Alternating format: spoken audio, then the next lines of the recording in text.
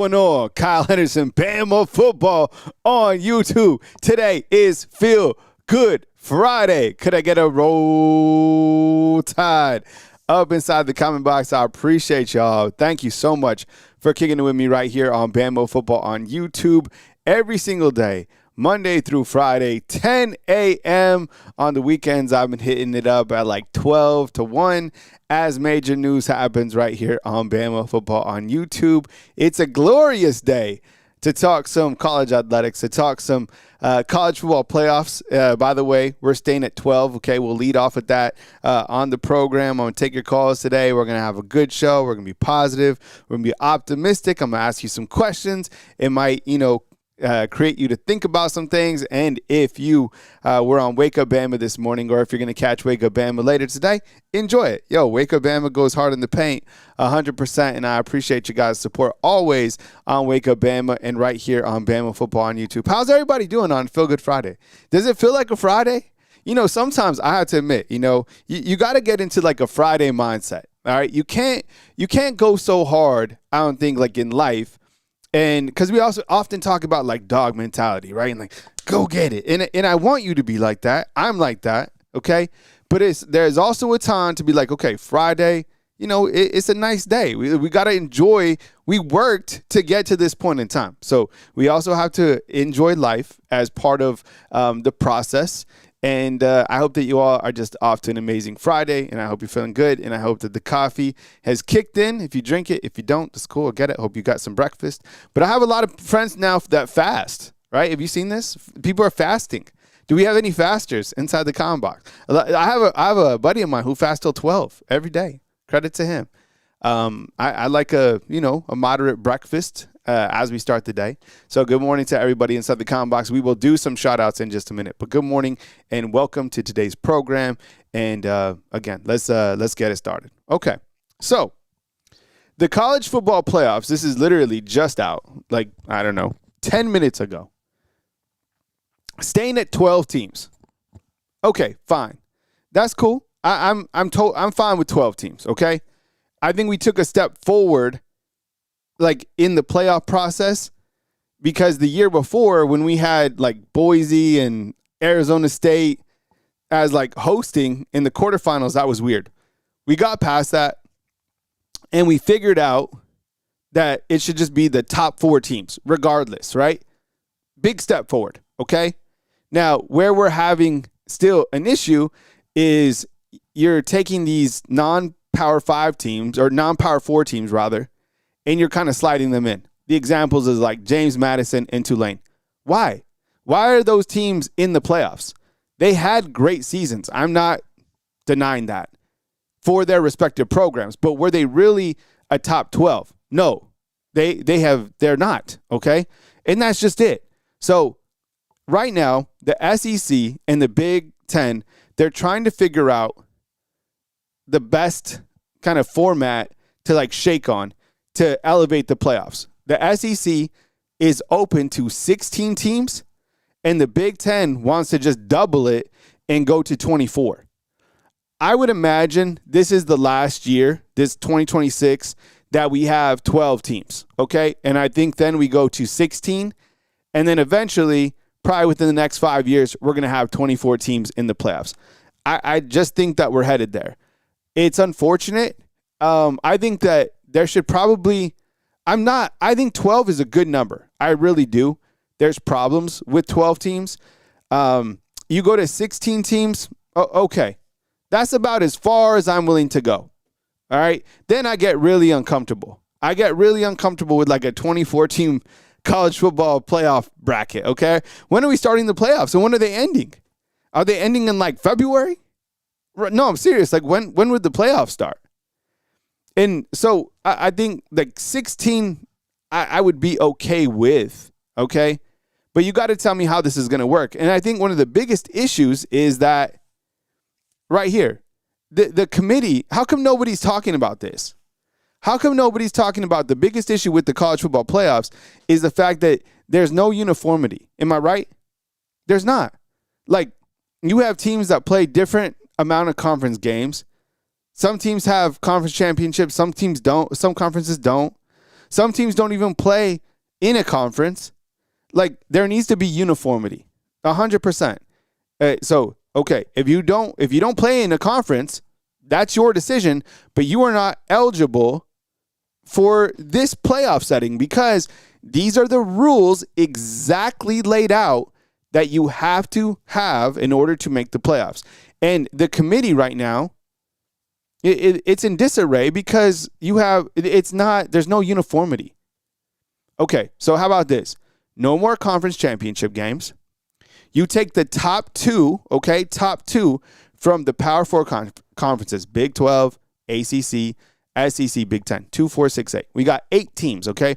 And then we have the next best 4, period, regardless of where these teams are at. Like, it's just the best next 4. That's it. There's your 12 team.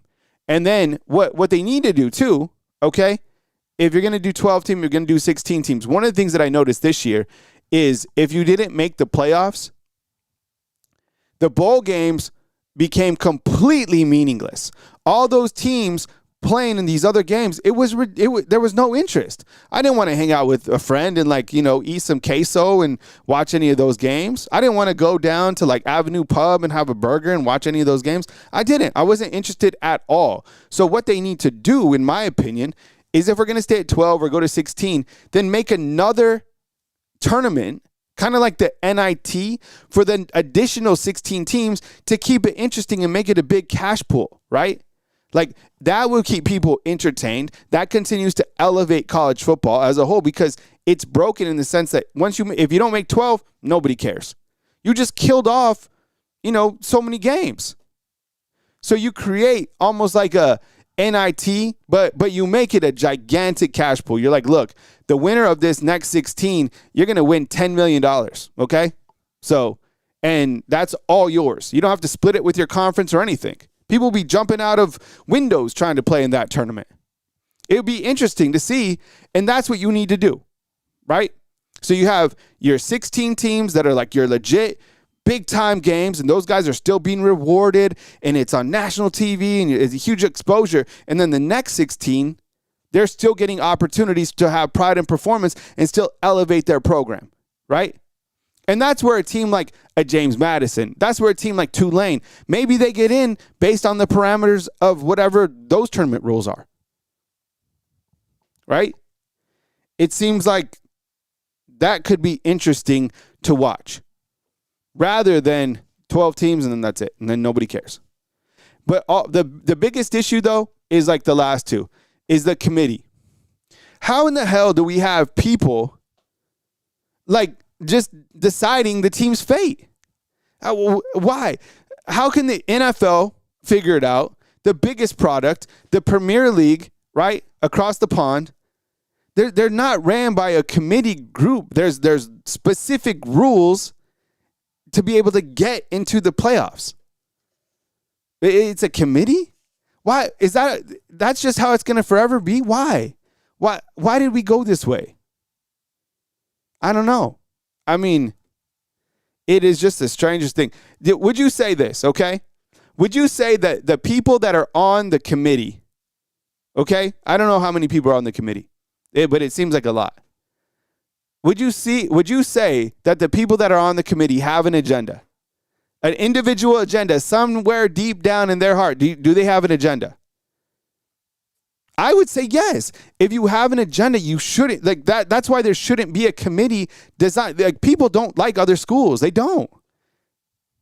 Other people have wronged them. These are people that are, have a lot of experience. They've gone through there's relationship conflicts. They don't like a guy from this school. They don't like an AD from that school. This guy fired him. Ooh, I don't want them to make it because I know that guy gets a bonus if that school makes it, and I don't like that guy. So I don't want, you know what I'm saying? I don't like that guy. Everybody has an agenda. That's why it's broken. And it's still uneven. Like, how are you going to rank? How are you going to really figure out like what to do with Notre Dame ever? Have you seen Notre Dame scheduled as next year? Let me bring it up for you. Has anybody looked at this? Okay, look at Notre Dame. Did you know that Notre Dame was trying to get the committee to assign some sort of document to be like, if they're somewhere in like the top 12, regardless, they make the college football playoffs. No, bro. Join a conference. Look at this. Look, this is Notre Dame's schedule. Okay? I'll go full screen.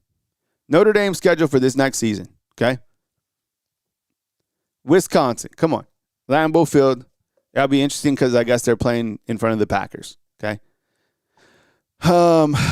Rice. Come on. It'd be tougher to play Beans, right? All right. Michigan State. Come on. At Purdue. Come on. At North Carolina. Come on. Stanford. Come on. At BYU. Open. Come on. Navy. Come on.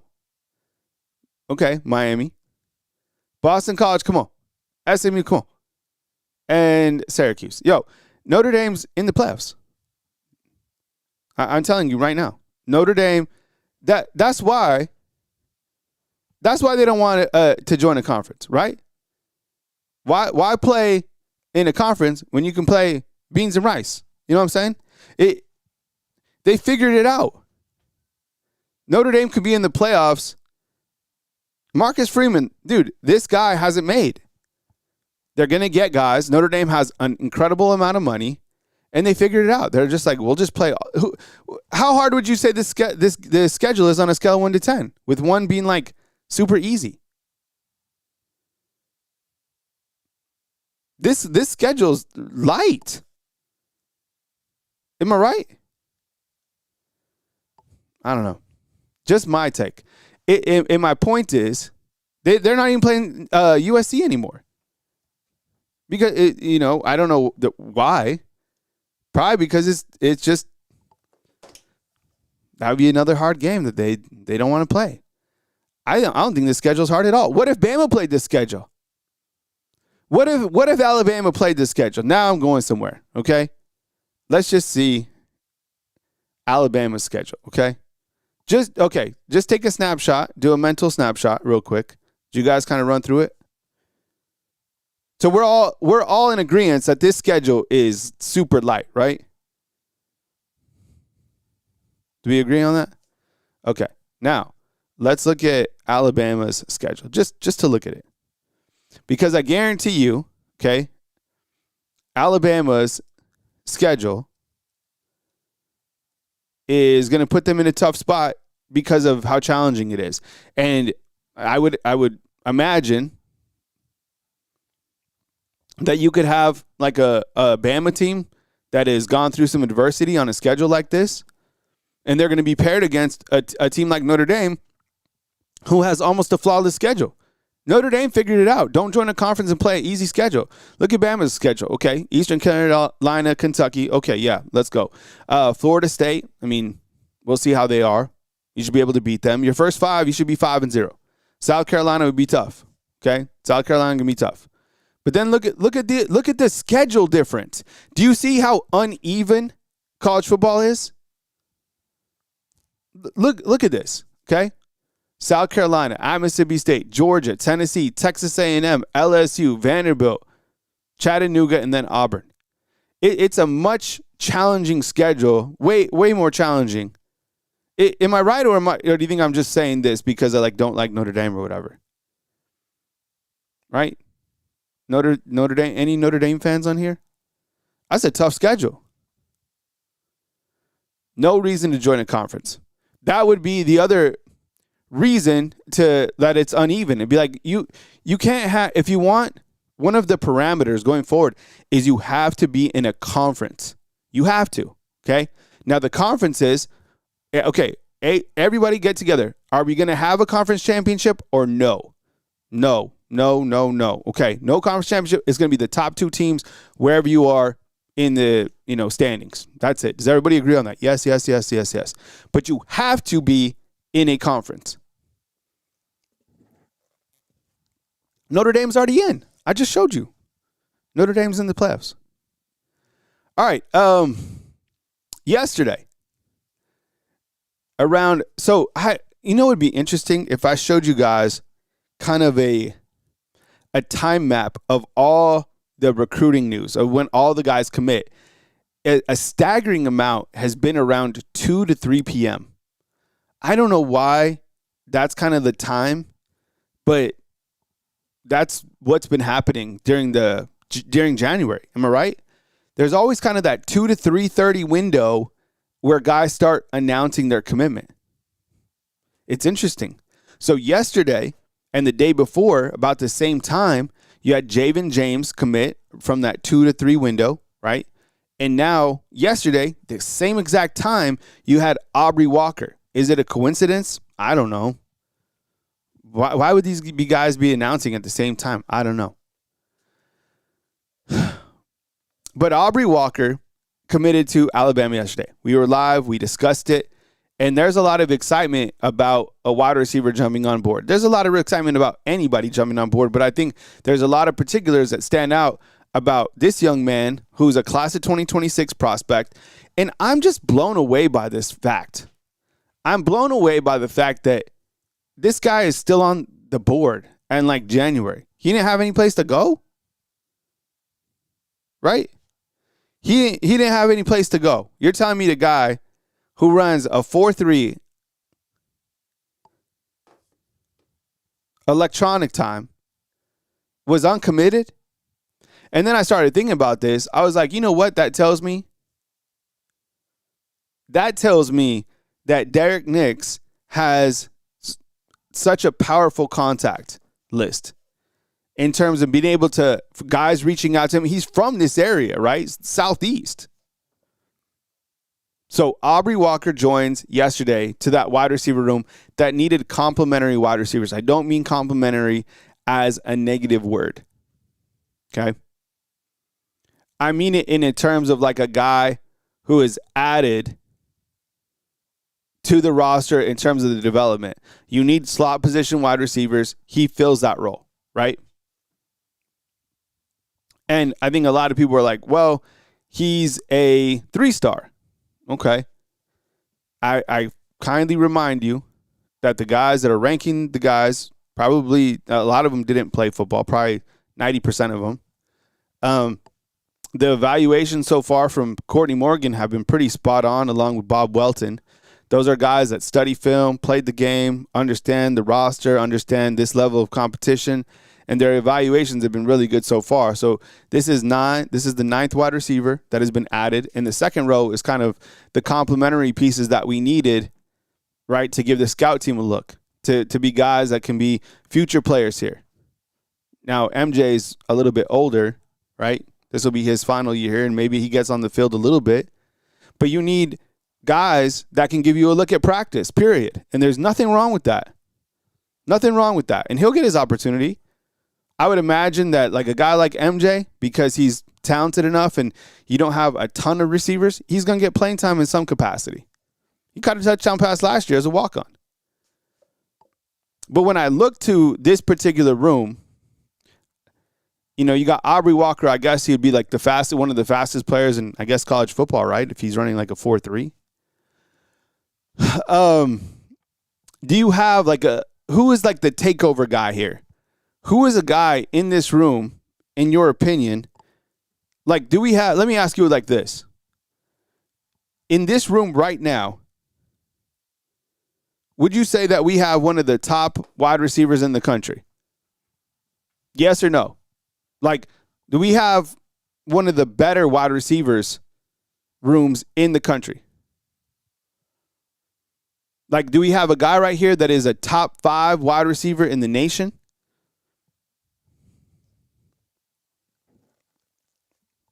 Do we have anybody that's better than Malachi Toney? Do we have anybody that's better than Jeremiah Smith? Right? Some of the other great wide receivers out there. Is this the best wide receiver room in the country? Right? A lot of feedback inside the comment box saying that this is one of the best wide receiver rooms in the country. Interesting. I guess like the challenge is, you know, you have Ryan who has experience. You have Lazier who has experience. Noah has experience, but not in the SEC. And then everybody else is unproven. right? Until Rico catches, 500 yards, he's unproven to me. Okay? Derek Meadows, until this guy plays 5 games, he's unproven to me. Cedar Morgan, until he plays a game, he's unproven to me. MJ Cherwig, until he plays 5 games, he's unproven to me. Until this guy runs out on the field, he's unproven to me. Until this guy runs out on the field, he's unproven to me. You got a lot of guys that are unproven in the room, right? And that's just the way it is. And now you go and you're like, okay, well, who's coaching these guys? Can that coach elevate them? Can that coach kind of bring out the dog in these guys? Can this guy bring them back to the wide receivers that were known as kind of the ride-outs, the best wide receivers in the country? And Derek Nix takes on that responsibility now. Taking over from Jamarcus Shepard, a guy that coached with a lot of intensity, a lot of enthusiasm. I think a guy that kind of had that juice, kind of very comparable to like a Scott Cochran, right? When you saw Jamarcus Shepard, I thought that was kind of the parallels of the personality, right?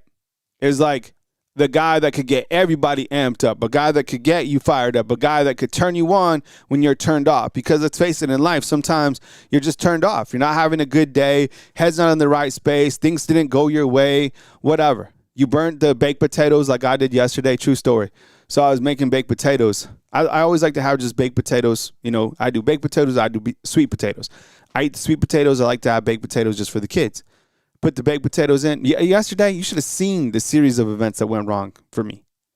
Everything went wrong. I had like 10 things go wrong yesterday. It was okay. We battled, right? We were able just to battle through it. But the baked potatoes, I burned them. Oh my God, it was terrible. I forgot about them. Put them in the oven. Thought I had a timer going. Missed out on it. You know what I need is just a set timer on the table. Not my phone, not my watch. I just need like an old school timer. I'm going to write that down. Just like old school. I'm going to write it down and order one. Timer. Old school. Nothing fancy, just one that just goes off. Ring. What I'm saying, though, is you need somebody to elevate that room, somebody to turn these guys up, somebody that can work with a guy like Ryan Williams and be like, look, man, come on. How can we turn it back on track? How can we get back to greatness? How can we revitalize this room, right, and make this the most dangerous receiving unit in the country? What can we do? It's going to take a lot. And I'm going to bring in the guy that's going to speak to you guys. He's not going to say more than 5 words. Okay, he's going to be here for 1 minute, but we spent $5 million to bring him in. Okay, and that's, ladies and gentlemen, it's Devontae Smith. Catch the damn ball. Boom, he leaves. Thank you for joining us, Devontae Smith. That's it. Catch the damn ball, right? And you got to, and how do you do that? Well, you got to stay at practice after. Right? You got to catch so many passes that you can catch it in your sleep. You got to catch it with your eyes closed. You got to take off the goggles and you just have to catch a football. Not a frisbee, not a wrench, not a rugby ball, right? Not a, nothing. Football. A football.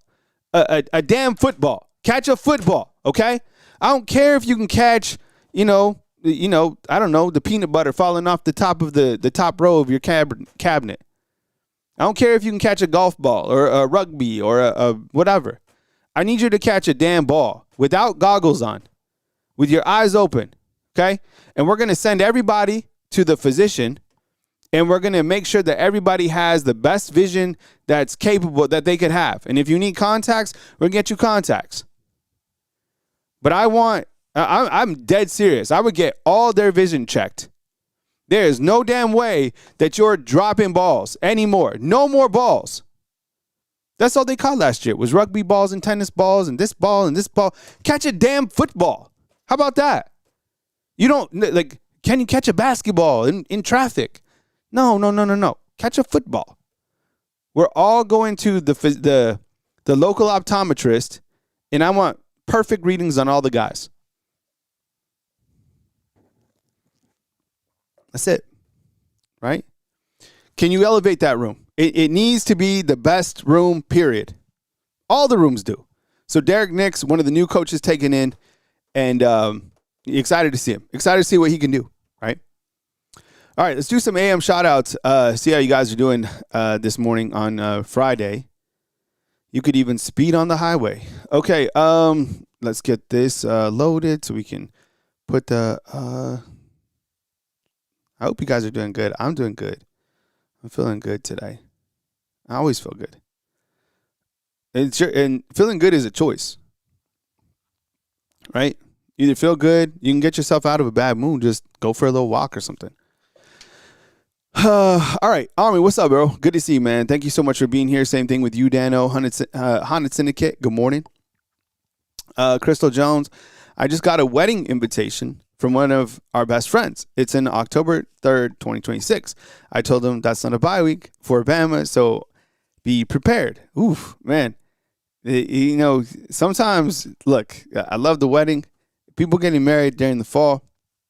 Sometimes, I'm not telling you to do this, but you got to see, you know, who your friends are. Daytona, what's up? Good to see you, man. Unhinged, good to see you as well. Good morning to you. Colby, what's up, man? That's Ethan, spiritual leader. We got Stoney Lunsford. What's going on? I appreciate you being here. Michael Hill, what's up, bro? I know From was saying, I was reading inside the comment box, he's supposed to get like, 7-8 inches up in Tennessee? That's wild. We got Anna, what's up? We got Ms. Kimberly, appreciate you being here. We got Big Bama. Good to see you up inside the comment box. We got Bama RTR. We got Chris. Let's see who else we got up inside the comment box today. We got Miss Amanda Jane. Good morning to you. Appreciate you being here. Todd Will Rise. Good morning. Thanks for being here. We got Sean 600. What's up, man? Appreciate you. We got Marquise Washington. Good to see you as well. Thank you very much for making the show this morning. And Miss Nicole Covington. Good to see you. We got Marcelo. What's up, Marcelo? Marcelo has MJ returning punts. Is that right? Let's see. The Beast. Good to see you. A33. Good morning to you. Star Wars Jaja. Is that for like the back end? Is that for like Jaja Binks? Do you remember Jaja Binks? Look, I am not like I saw the reason I'm not a huge Star Wars guy, but I do know Star Wars. I thought it was hilarious. I didn't do this. Somebody came up and they put, does anybody know who Jar Jar Binks is? They put up Jar Jar Binks and they had, they put Trevor Lawrence next to it. Okay. I thought it was funny. It was like a meme. I don't know if you've seen this. I thought it was funny, but it was mean. I get it. When I was, it was funny, but Jar Jar Binks was an interesting character for sure. All right. Okay. Yeah. So with that said, welcome to the show, Mr. B. Good to see you, brother. Appreciate you, man. 2 inches to Birmingham. Huh. Jar Jar Binks. He's useless. What did he do? What was he was a good guy, right? Jar Jar Binks? Yeah. I thought he was a good guy. The Star Wars, I haven't watched them all. I've watched like the older ones, not so much the newer ones. All right, and thanks to our live sponsors right here. We appreciate you guys. Patriot Life all the way through. Miss Anita, thank you so much. To join, to become a fan funder, you just hit that join button, and there's different levels. There's even a Wake Up Bama sponsorship. So I really appreciate you guys in doing this. Thank you so much. You get access to some behind the scenes videos that I produce. I even write some stuff from time to time. So thank you very much, and I really appreciate it. Okay, let's talk about this coaching staff. Okay, this photo was taken last night. Does anybody inside the comment box, who can be the first? Who is this? This was taken yesterday. Angels on a cruise and you're watching the show. That is dedication. Man, that's amazing. Yo, Angels on a cruise. He's cruising and watching Bama football on YouTube. That's amazing. Okay, so this is last night. You have Coach, who is this? The new tight ends coach, 5-star offensive lineman. This is Coach Cap. Yeah, so Coach Kapilovic has been out there recruiting, okay? Now, he's been pretty much like the lead recruiter for Alabama right now. I mean, he's literally everywhere. All the coaches are, okay? And we've gone over this several times. I talked about it on Wake Up Bama. I think people believe right now that he has been reassigned to just a recruiting specialist. And I have never seen like a recruiting specialist be like taking pictures of all the offensive linemen before. But here we are. Hey, man. Yo, Bruce with a 50 spot on a Friday? Man, that's what's up, bro. I appreciate it. Thank you so much, man. Friday 50. Man, that's what's up. Thank you so much. I really appreciate that, man. Thank you. So, Coach Kapilvic is there, and kind of the word out there is that he's being re-signed, and Alabama's gonna bring in another couple of coaches to be the tight ends coach and the offensive line coach. None of that has been confirmed. People are talking about that. I talked on Wake Up Bama this morning. There's a difference between smoke and steam. I think people are just livid still, and that's kind of the steam. And they know that they can't touch Grubb. They know they can't touch DeBoer. And so they're focusing it all on Kapilvic. Meanwhile, the coaches are still having Kapilvic go everywhere to go recruit all the guys. So we will keep you posted on this, all right? But right now, I mean, it is what it is. I mean, he's recruiting for Bama. You've seen like all the photos out there, right, on social media of all the guys recruiting. You've seen the guys in the photos, right, with the players, with the prospects, right? You guys seen all this? Every coach has been seen. But let me ask you,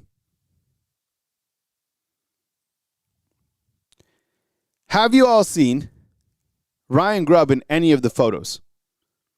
And look, I just want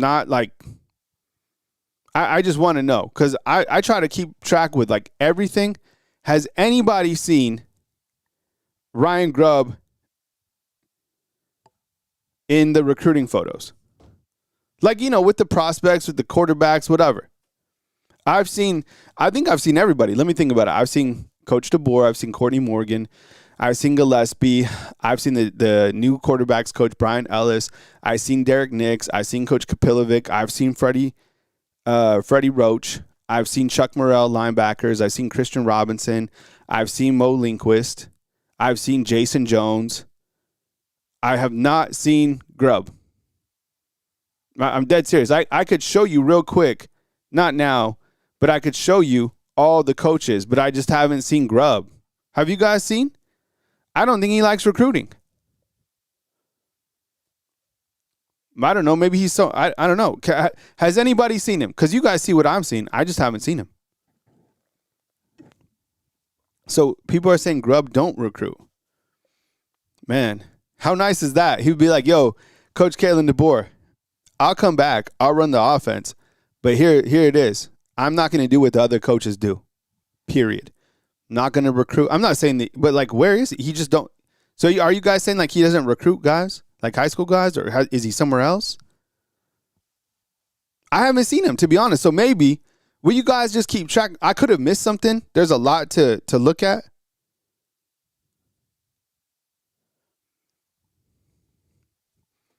There's a lot to follow, but I was like, I haven't seen him.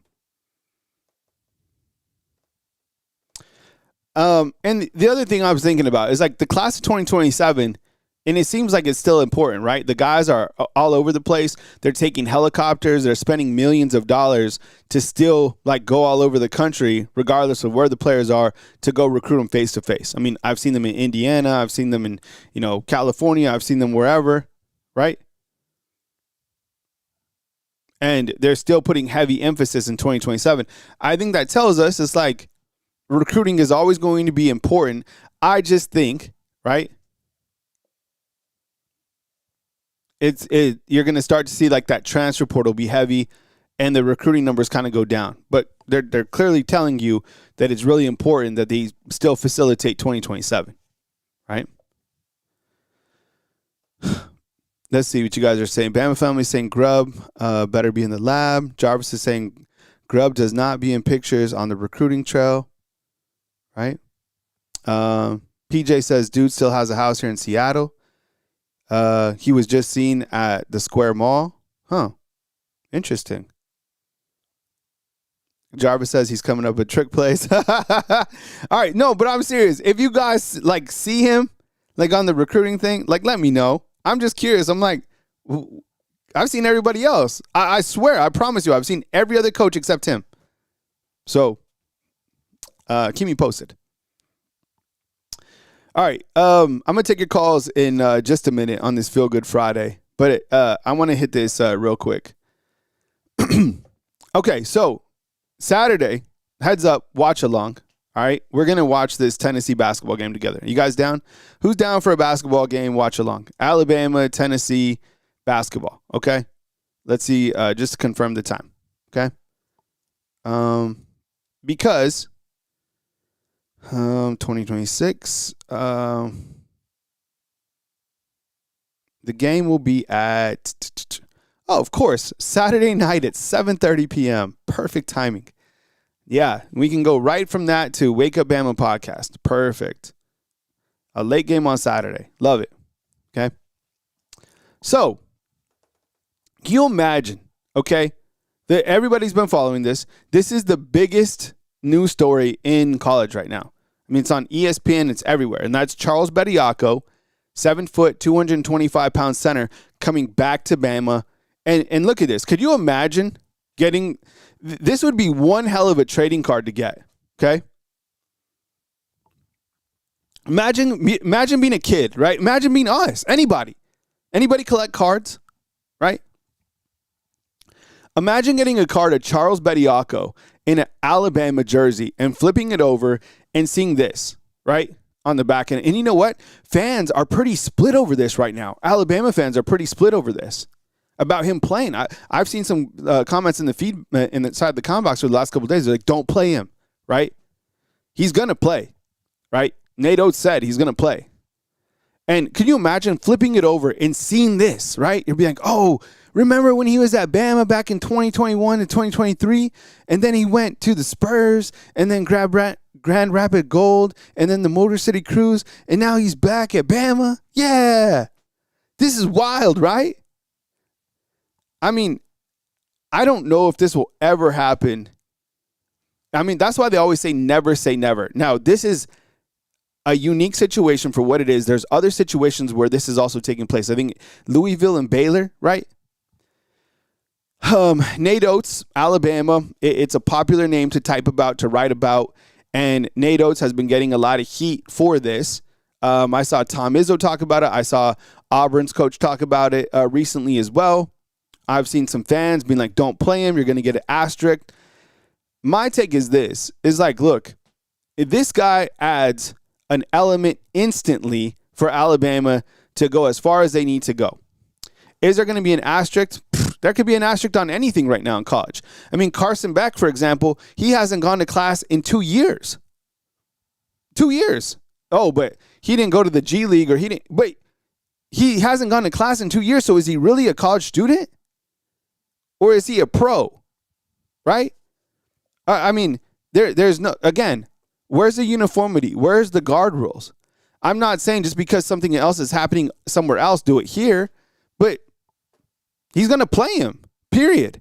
And I'll tell you this, and this might not be popular, okay, but I'll probably be the only one to say it. Nate Oates knows without him, they are not going to win a national championship, okay? They're not. They're not going to make a run for the championship without Bediako. So they're a Sweet 16 team, maybe. Okay? And you're like, what? Yeah, they are. They lack a big man.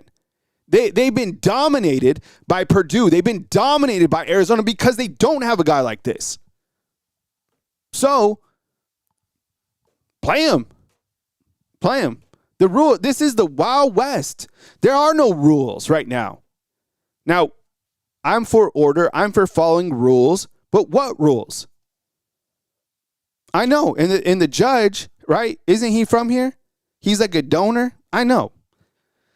I'm sure that he was smart enough to kind of look in things and see if it was a conflict of interest. I don't know all that, but I do know that the judge did put a restraining order so he can play Saturday. And then there's a hearing on the 27th, which will determine where we go from here.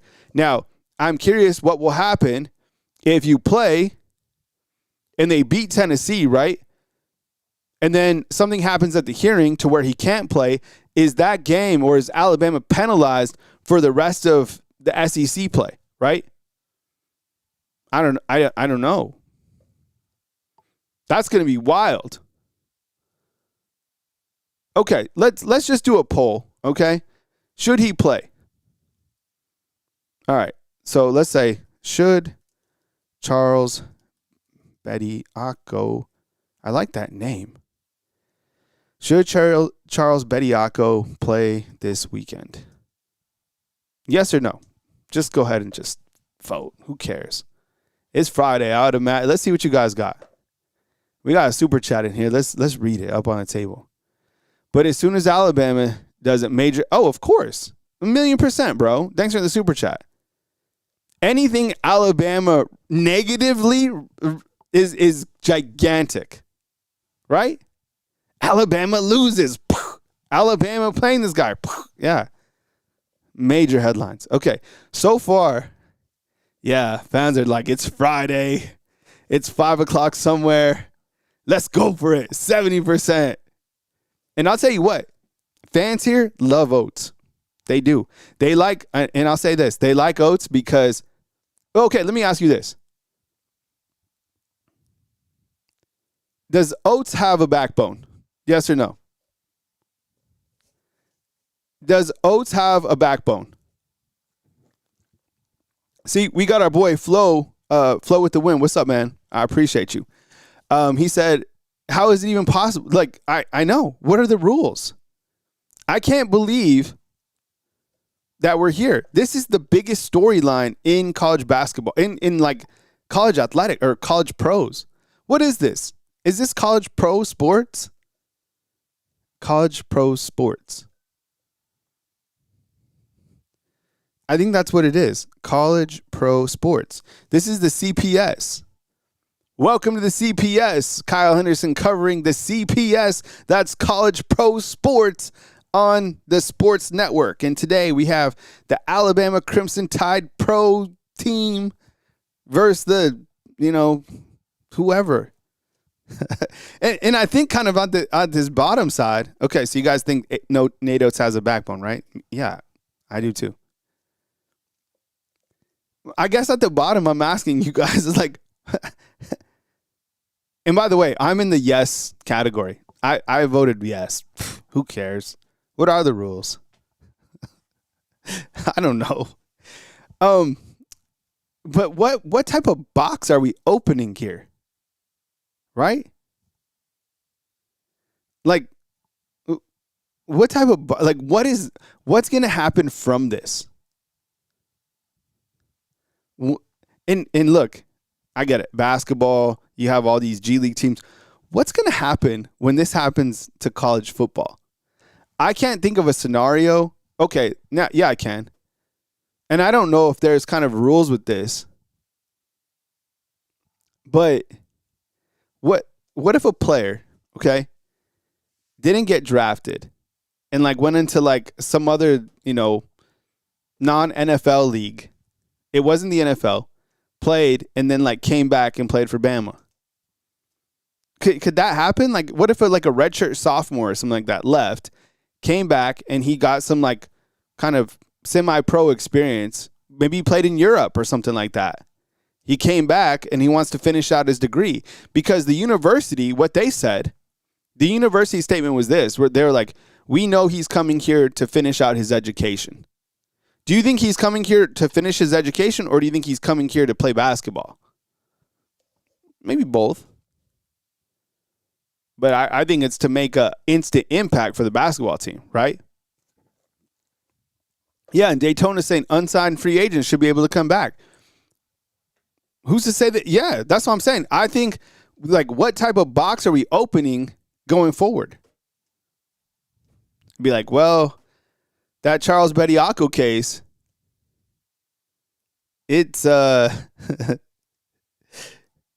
was able to play. So for football, we're gonna have, I don't know, whoever's a unsigned free agent, he's coming back, and he's playing for Alabama this weekend against Auburn because we need a right tackle. Who knows? Future headlines, right? and guess what? It'll be like, and the judge blocked it just for this weekend, okay? And then the hearings next weekend during a bye week. So he can play this weekend, and then, the game will count, but then they'll figure out that he can't play, but the game will already have passed. Yo, this is crazy. I know. So this is where we're at, but we'll be watching the game together. So 7:30 Saturday. I hope you guys aren't doing anything. Maybe, hang out. We'll be watching this, and we'll see what happens. All right. Does anybody have any questions before we turn on the call-in line? Does anybody have any housekeeping, any questions about the roster, about whatever? Just post, and then we'll fire up the call-in line. You guys post, and let me get the call-in line ready for our feel-good show. And I appreciate you guys. Remember, same rules apply. If you called in yesterday, you're off today, right? And kind of that makes way for a lot of people to get in the call-in show. So I appreciate you guys following that rule. I don't have a lot of rules. I'm grown. I hope you're grown. I hope that you can follow rules. I know this isn't the NCAA. So we gotta have rules in place. Otherwise it'd just be probably the same callers, which is cool. I like talking with you guys, but the show is better when there's a variety of callers. I know that might hurt your feelings, but that's true. So just you gotta have to deal with that. All right, let's see what she got. Is there any questions for me before we get the call online going? Let's see. Hacker Music says, what are fans going to say when it's tournament time comes and the NCAA says we aren't counting games with a player they said was ineligible? That'll be interesting, yeah, because Alabama, maybe with Charles Bediako, is like a 4 seed, 3 seed, 2 seed, and then they'll be like, well, those games didn't count, so we're going to give you a 14 seed or whatever. Yeah. What happens if you can't qualify based on playing him, right? Beck is supposed to attend classes to be eligible. Well, yeah, didn't he just say that he didn't attend classes recently, right? Blocking numbers here is crazy work. No, never blocked a number. There's been a couple people that have called in and just said stupid shit, so I just completely banned them. But nah, the way I see it is I'm 42. And it's I don't have time for negative space, negative energy. So it's I just kind of go past it. Some people like to live in that lane. I don't. So you kind of just move forward, right? But yeah, I don't got time for it. All right. The video is powered by Sleeper, right? You download the app and you get $20 upon downloading it. The promo code is tailgate. You download it, $100 deposit, get a $100 match. They got basketball, they got football, whatever you want to do. You can set up your fantasy leagues. I strongly suggest that you download Sleeper. You get that $20 and you set up your fantasy football for next year. Hook it up with all your friends. It's great, seriously. So download it, use the promo code tailgate, and that helps me out. That helps them out. So thank you so much. All right. Call online is 205-850-1994. I appreciate you guys joining. And you know how the show works. I mean, you guys have been here long enough. And with that said, we take our 770. Let's lead off. Hey, good morning. This is me, Lucas. Lucas, what's up, Lucas? Thanks for calling in, Lucas. What's going on, bro? Welcome to the show. Go ahead. I'm good. I want to tell you about something about Ryan Grubb. It's been bugging me. Tell me. Let's go back in time. Let's go back in time into when Coach DeBoer and Ryan Grubb was at Washington. I want to go to who was the Seattle coordinator then before Ryan Grubb took over? Who was he? Before Ryan Grubb? Yes. Wasn't it Nick Sheridan? No, not at Alabama, at Seattle. Oh, I don't know, Lucas. Who was it? I don't know. I want to tell you the reason why. I've been watching highlights of it before he got there. Yeah. And everybody was blaming Grubb for everything. Uh-huh. He did not do nothing wrong. It's because the reason why I tell you this, one did Seattle got rid of that guy to get Ryan Grubb. It has to be a reason. Uh-huh. It has to be. And think about it. That was Grubb's first year in the NFL. Of course, he might struggle, but it's going to take some time. He would have figured it out. Because that man is so good. When he talks like a coach. That dude is so smart. And the only thing I do have an issue with Grubb is his gadget plays. I do not like the gadget. But other than that, all of a sudden we are blaming him for the running game at Seattle? I mean, come on now. That running game was bad before he even got there. It was bad. I mean, come on now. Hey, Lucas, let me ask you a question. So obviously, I love the feedback regarding Ryan Grubb because you're probably one of the few that has come to bat for him recently, which I love to hear different points of view. I always talk about that. So, one of the things that I'm kind of hung up on, and maybe you can help me kind of get past this, but it's like Seattle was 28 of 32 when he was there running the ball. And then this past year, they were 125 out of 134. So, they've been, at the tail end of each conference under Grubb. Why do you think that? Do you think that's a coincidence? Do you think that it's going to take more than 1 year for him at a program to kind of facilitate that running game? And then also on top of that, why do you think that after Grubb left Seattle, they went back to grounding and pounding and they're one game away from playing in the Super Bowl? Because I want to tell you this. Grubb, I want to tell you this. The only thing different between Grubb and the guy, they went and got somebody who has been in the NFL. They didn't go back to college anymore. Get somebody like the Grubb, get somebody else. Mm-hmm. Grubb was the first time in the NFL where there was somebody who has been in the NFL, who has known the NFL. That's one of the reasons why. So Grubb was new to it. So it was going to take some more timing for Grubb. And let me tell you this before I get off. Let me tell you this. Do not tell me Grubb wasn't trying to fix this running game at Alabama. Do you remember that one guy when Ron Williams was dancing to in a TikTok video?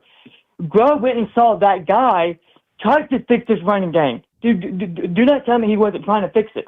Mm-hmm. He was. Mm-hmm. And think about it. It was your offensive line the reason why the running game has been poorly. Mm-hmm. And it's been ever since. Well, thanks for the call, Lucas. I appreciate it, man. And thanks for, because like I said, honestly, you've been probably one of the few callers that has called in and has kind of had Grubb's back. So, I appreciate the insight and at least your point of view, man. I thanks for calling and leading off the show, bro, and we'll catch up with you next time. All right. Take it easy, Lucas. Interesting to think about, right? I'm serious. Everybody else kind of has Grubb on like the enemy hit list. I haven't been happy with him, right? So I'm glad to have somebody call in and at least think about it like in a different way. And I love that. Look, if you don't agree with my takes, it's totally okay. Like you have your own points of view. I have mine. We have to look at everything else. And we'll see what happens this year. Some people are hopeful that we take a big step forward with the running game. I don't know until we see it, right? Okay, back to the phones, 478. Hey, Alyssa, what's up? We appreciate you calling in. Hey, you guys. Yeah, it's Alyssa Mitchell from Macon, Georgia. Yeah, I think that sounds better when you say it like that, just for you in particular. So what we're going to do next time, because I have you plugged in the system now, I can see the number. I'm going to still go with the old school. Who am on the line? Where are you calling in from? That way you can lead it. So let's start over, Alyssa, because it's better when we do it that way. The symmetry just works that way, okay? So, hey, you're on the line with Kyle Henderson. Who am I on the line with and where are you calling in from? Hey, you guys. It's Alyssa Mitchell from Macon, Georgia. See? That's so much better. I don't know why. I'm just used to it by now, yeah. Yeah, so the world wants us to do it that way. So we're going to follow what the world wants. Okay, so welcome on in, Alyssa. I appreciate you calling in. And I have a quick update for you, okay? So I am working on the merch because I know you've asked the last time that you called in.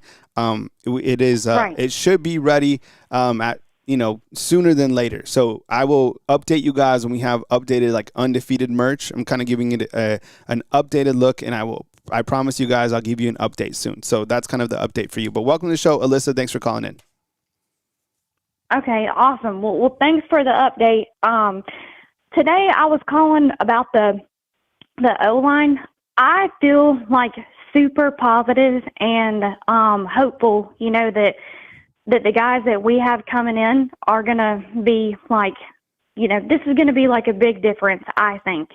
I think we needed like a wash, whether it was people like genuinely wanting to leave or if they went to the players and said, hey, you may not get much playing time next year, this guy, whatever. Whatever the case was, I think we really needed to just completely wash the line and bring in some new guys, which, we did, and I'm excited about. Something I do have a question, though.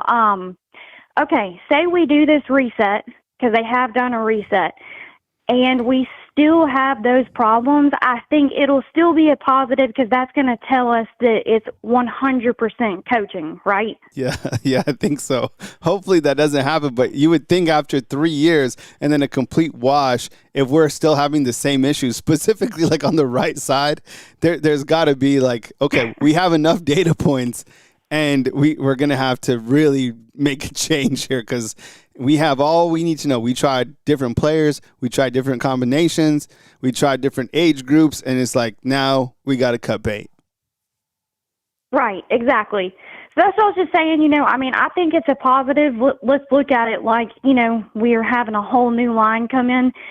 Even if they don't do away with Coach Cap, it's like, if he doesn't get the job done this year, we do know for a fact he'll be, his head's going to be on the chopping block for next year. But, I'm excited. I think it's a good change. So that's all I wanted to talk about. And y'all guys, let's have a good weekend. And, of course, I'll be on the live for the basketball game. Okay. All right. Thanks for joining us, Liz. I appreciate it. Thank you so much. All right. Roll Tide. Yep, Roll Tide to you. All right. Alyssa from Macon, Georgia. Great caller, as usual. During the weeks, she basically has like her own segment. He kind of puts things into perspective for us. Great caller. And a lot of you guys, it's been nice to get to know so many of you on a call basis. Sometimes I feel like you all remember Delilah. Dude, who's old enough to know Delilah? Right? Remember Delilah? She just answered questions, talk life. Do I have to open up like a 8 p.m. window? Just talk life with y'all, which I would be cool with. It's been great, honestly, getting to understand the different perspectives, and you guys bring up such great points. I mean, Lucas talking about Grubb, and then Alyssa chiming in about the offensive line, and this is a really pivotal year for the offense, right? Because the offense has not been what we've wanted it to be. Let's face it. Okay, I don't even have to do a poll question. When DeBoer came here in 851-240-205, you're up next. Think about it like this, okay? When DeBoer got here, what was kind of like DeBoer kind of known for, right? Along with Grubb, they were kind of like attached a little bit. What were they known for? More defense or more offense? I would say more offense. I was like, oh, so the offense is going to get really like turned up. You quickly see, Washington and the success that they had. I would say over the first 2 years, the offense hasn't hit the mark, right? It just hasn't. Did we take a little step forward with Ty Simpson's efficiency? Yeah, but then you couldn't run the ball, right? So this coming year, you have a huge, everybody's like, okay, is this going to be it? Now that you have these two quarterbacks and there's a 5-star going to be the guy. Because the first 2 years, we haven't hit the mark on offense. We just haven't. 815. Hey, this is Al from Atlanta. How you doing? Al, what's up, man? Where were you for Snowmageddon? In Atlanta, luckily in my house. Set the scene for us? Were you stuck inside? Was it like scary to go outside? What happened? Yeah, I lived north of Atlanta at that time and in the middle of kind of nowhere. So it was great. But I used to live in Chicago, so I totally didn't prepare for it because I was like, I've done this before. And I had 3 oranges and 2 bottles of water to ration over the course of a week. Oh, so, man, that's... yeah. Wow. Yeah, Well, so glad you made it. You went through some adversity. You've lived in Chicago. You lived in Atlanta. You're calling in. And appreciate you coming in. So, Al from Atlanta, welcome on in, bro. yeah, so I'm originally from Alabama, diehard Alabama fan. My family has had season tickets, 35-yard line, Mm-hmm. about 20 rows up since before I was born. So Mm-hmm. we're diehards. Mm-hmm. And I am in the corporate world. I've been in marketing, blah, blah, blah, for many years. Mm-hmm. And I haven't liked the DeBoer hire since he was hired. Mm-hmm. And it's because he's not the right fit. Mm-hmm. And I'm not trying to be negative. Mm-hmm. I'm not, but there's a difference between negative, positive, and real. Mm-hmm. And if this were a corporate like entity, let's say Apple, for instance, Mm-hmm. Steve Jobs died. Nobody said, "Oh well, we can just get by for the next couple years." And I'm kind of sad by listening to Alabama fans. I'm not saying to be Raiders fans or crazy people like that, Mm-hmm. but be realistic and still put the pressure on these coaches because he is an ACC coach at best. And I mean that with all negativity in that particular statement. Because the thing is, he's too soft. We've all heard that. But he also is way too loyal, and he's going to cut his nose off despite his face, and it's pretty rough. So if this was a corporate job and a CEO stepped down or was fired or whatever, nobody would expect that next CEO to come in and do less than. So I'm not saying we need Saban because that's once in a lifetime. But at the same time, after Bear Bryant was gone, nobody thought anybody could ever do that. So I am impressed that DeBoer even wanted the job, but I never saw DeBoer liking Alabama as the job. I saw him seeing this as a stepping stone to the NFL because if you remember, he didn't know anything about Alabama tradition when he got here. That's kind of hard to believe if you're ingrained in real college football and you're really wanting to be here. He didn't know about anything. Like he just didn't know anything. So it was like, okay, nice guy and all, but I don't need a Sunday school teacher on the sidelines. Mm-hmm. I like for teacher, for, like teachers and coaches and, anybody in life to sit there and coach and bring people up. And like Saban said, you have to talk to everybody differently. No two people are the same. So the psychology there. I'm not saying that DeBoer's a bad coach. I'm saying he's not the right fit for Alabama. So that's a big matzo ball out there. We got to take this, another year, and we'll probably, with the price tag on it, might not even. But nowadays, our product is dying. So we'll go back into the company thing. Our product is dying, and along with it, the SEC is dying.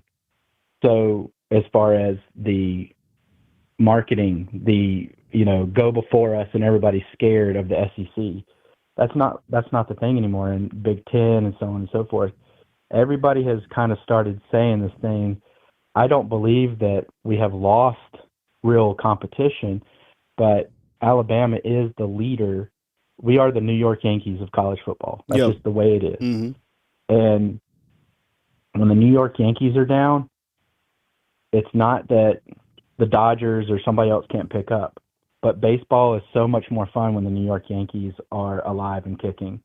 And I don't care what anybody says, Notre Dame, Miami, whoever, all those people can do well.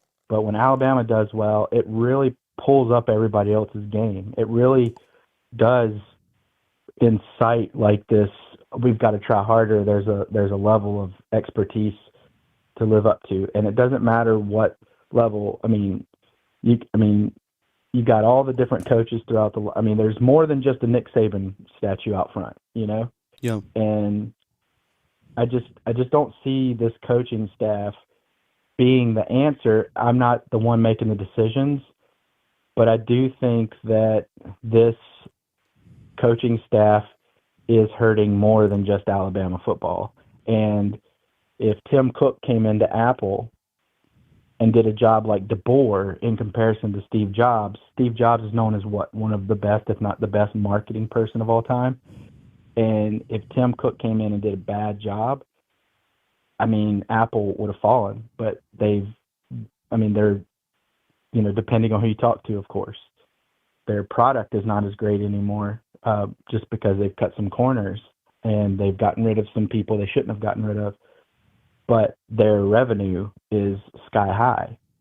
So that's what I'm saying is I don't want our revenue to go up without our product going up. Mm-hmm. And right now, I didn't see the players buying into football. I saw the buyers buying into, we can have fun and we can have the ice cream trucks and we can have music and all that stuff.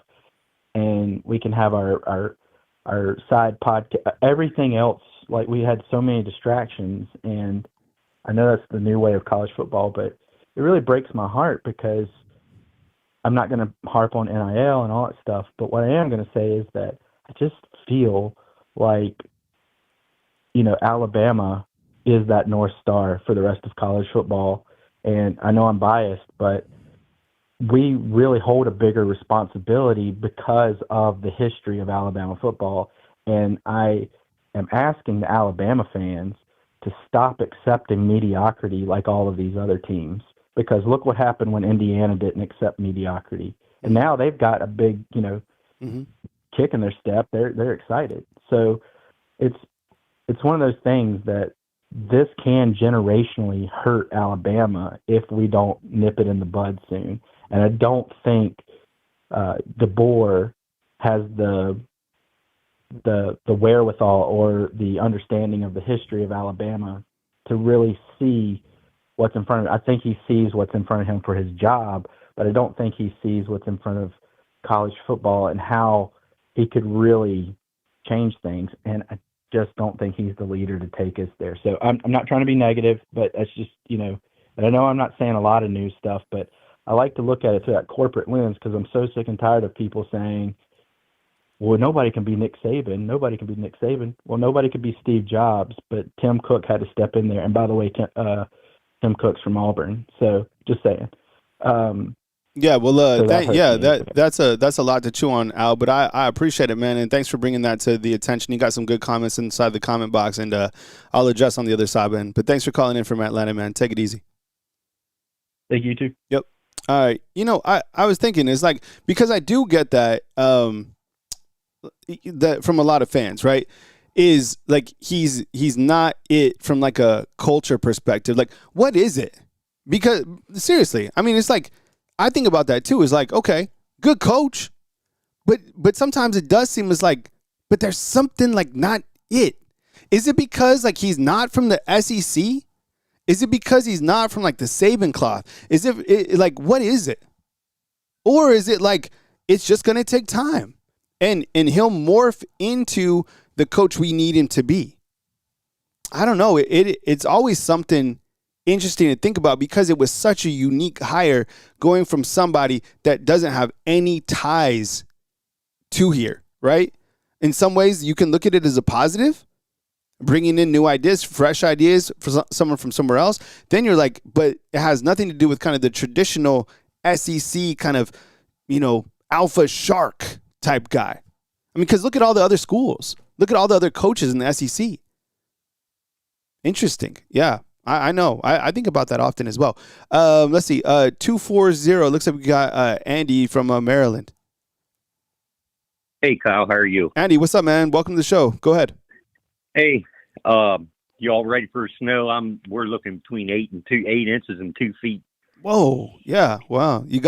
Are you all stocked up? Did you all go and raid the toilet paper at your local stores and all that stuff? Are you guys at that point? Well, I got 2 daughters and a wife, so I always got TP stock, brother. 100%. Yeah, I'm a girl dad too. You got to be loaded up on all that sort of stuff just because, that's how it is. So, all right, Andy G. Well, welcome on in, man. I hope you stay safe during the snowstorm and come with it. I got a couple questions.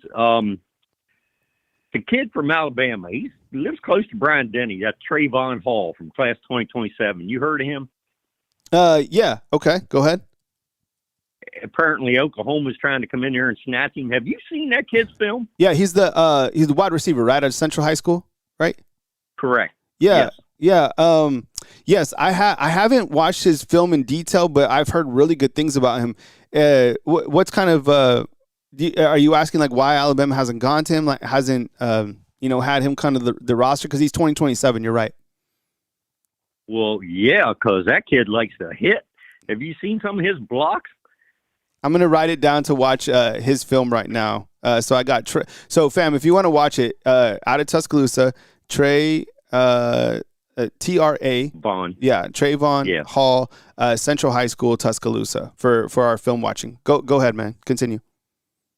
Anyway, because that kid likes to hit, man, and you got to have wide receivers to block, especially in a run game if you're going to get them on the outside. Mm-hmm. Anyway, and these guys, they're going to give them another year. After the 3 years, then these guys are going to be on the hot seat as far as these coaches go. I don't know. It is kind of weird that you mentioned you never see Coach Grubb in the picture with all these recruits and all these portal signings. Right. And I'm just kind of wondering if he's trying to channel his Obi-Wan Kenobi and thinking, what is this run game that you speak of?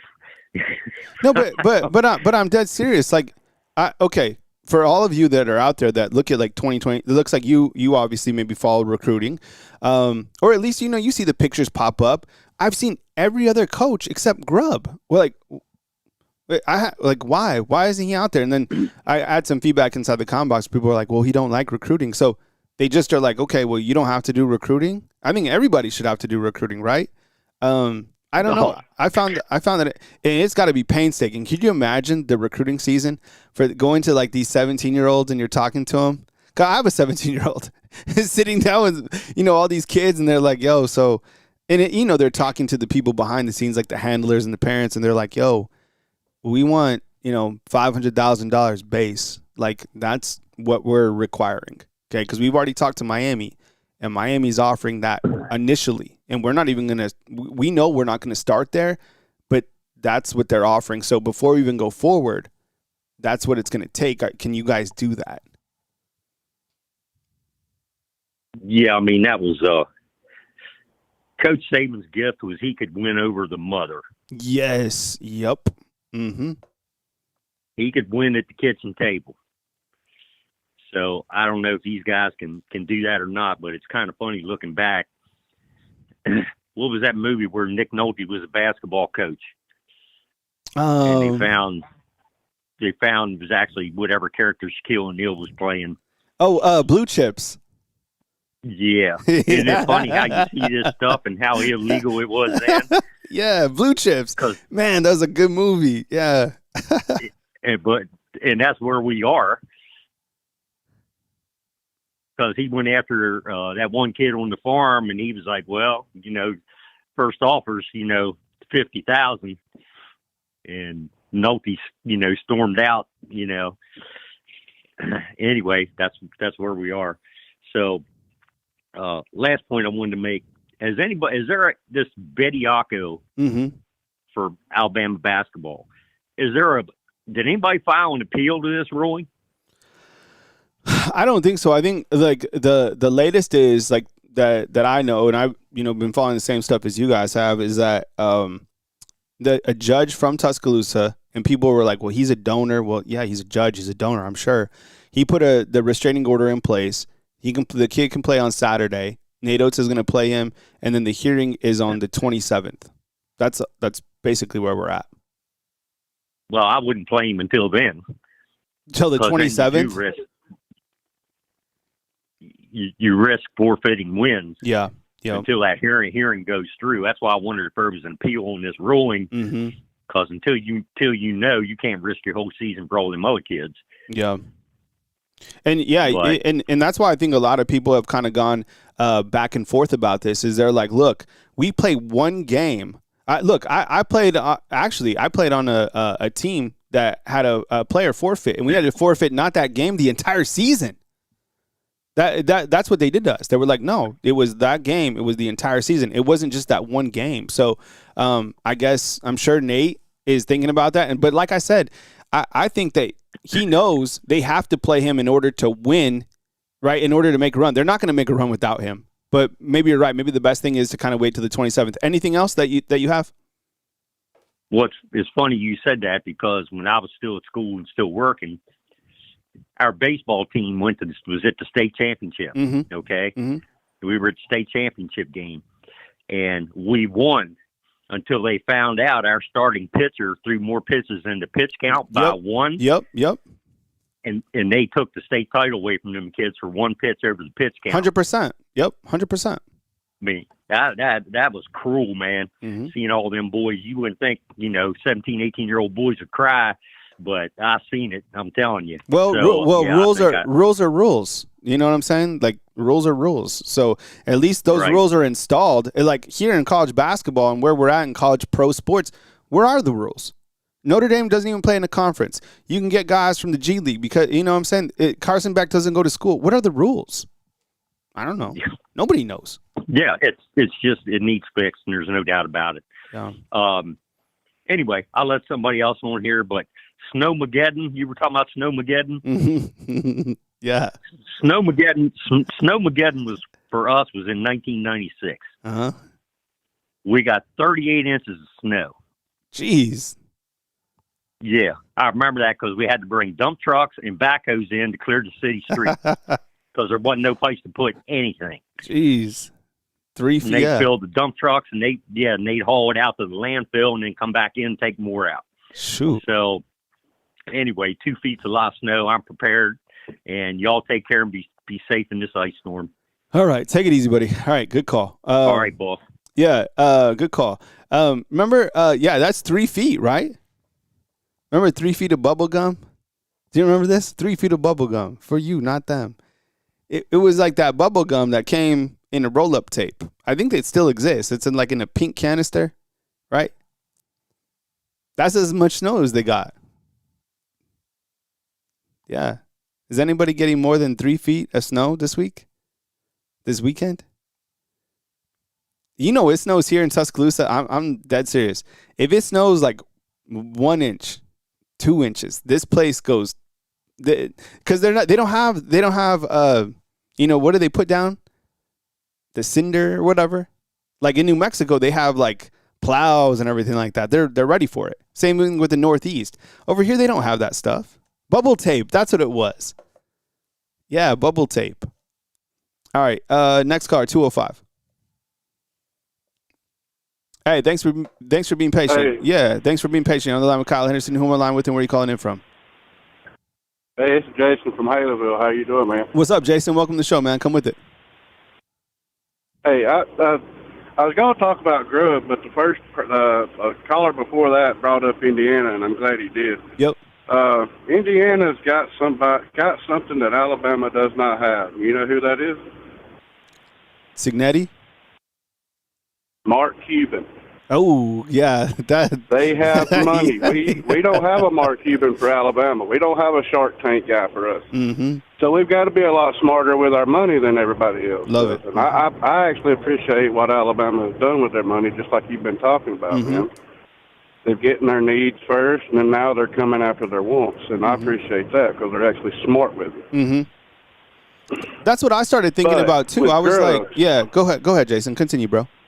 No, go ahead. I'm sorry, Kyle. Go ahead. I was just thinking, I was like, it makes perfect sense to me now after they got all their 18 guys. I was like, oh, it's a surplus. No, they were smart. They got retention. They got all their kicker, punter, right, long snapper, and then they probably had extra money or maybe some donors came, whoever knows, and then they're able to get, like, you think Terrence Green was cheap? Look at all the back-end guys that they got. All those guys were big-ticket items, in my opinion, so I think they approached it a smart way, gave them more time to evaluate those type of guys, and then they're able to bring it in. Go ahead, Jason. Exactly. And our necessities was we have a good field goal kicker last year, place kicker. No, we didn't. Our punter was off half the time. Yeah. The punter from North Alabama, I'm from where he punts from. So, and I've seen him in person, man. The guy's phenomenal. But with Grubbs, everybody's talking about how it's Grubbs' fault this, Grubbs' fault that, because our line play.